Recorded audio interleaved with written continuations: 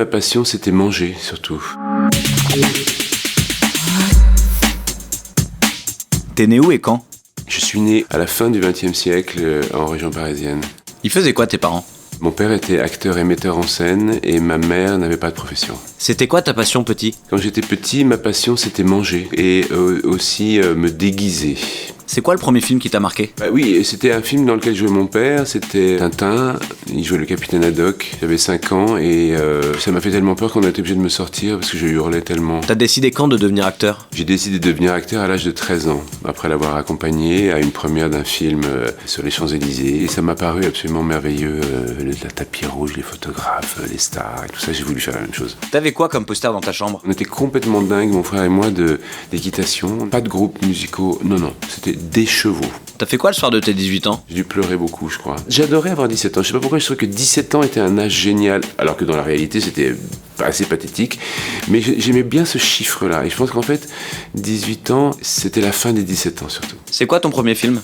Mon premier jour de tournage, c'était dans un film très important d'ailleurs, en fait. C'était un film qui s'appelait Julia, et j'avais une scène avec Jane Fonda. Et c'était un film de Fred Zinman. T'étais stressé? Mais terrorisé.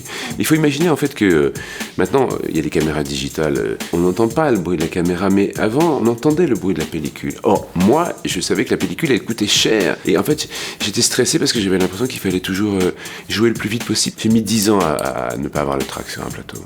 C'est quoi le film qui t'a révélé? Je pense que c'est un film que j'ai fait avec le même metteur en scène, d'ailleurs Fred Zinman, un film qui s'appelait 5 jours ce printemps-là avec Sean Connery et qui n'a pas été vu par le grand public mais qui a été vu par les metteurs en scène, notamment les metteurs en scène européens. Ça m'a permis surtout de travailler ensuite avec d'autres metteurs en scène. Comment s'est passé le casting pour Matrix? Le casting s'est fait à Paris, tout bêtement, parce qu'en fait, ils avaient besoin d'un acteur avec un accent français. J'ai passé le casting ici, puis j'ai été envoyé à Los Angeles pour refaire la scène devant ceux qui étaient alors les frères Wachowski, qui sont devenus les sœurs Wachowski. C'était assez traditionnel finalement, sauf qu'ils ont mis 3 mois à me répondre après. Pourquoi t'as accepté au bout des doigts? J'ai accepté au bout des doigts parce que j'aimais bien ce que ça racontait sur la musique, ce que ça racontait sur le dépassement de soi, sur le parcours d'un jeune homme qui doit retrouver son propre rêve et ne pas y renoncer. Ça disait des choses justes aussi sur le travail, la rigueur, l'exigence de la musique. C'est quoi tes prochains projets? Alors, je serai sur scène à partir du 13 février dans Le Misanthrope que je vais jouer pendant 4 mois à Paris au Théâtre Comédia. Il y a 2 films qui vont sortir. Il y en a un qui s'appelle Traducteur. Et puis j'ai participé aussi au film de Paul Verhoeven qui s'appelle Benedetta. Je joue un personnage ecclésiastique assez terrifiant.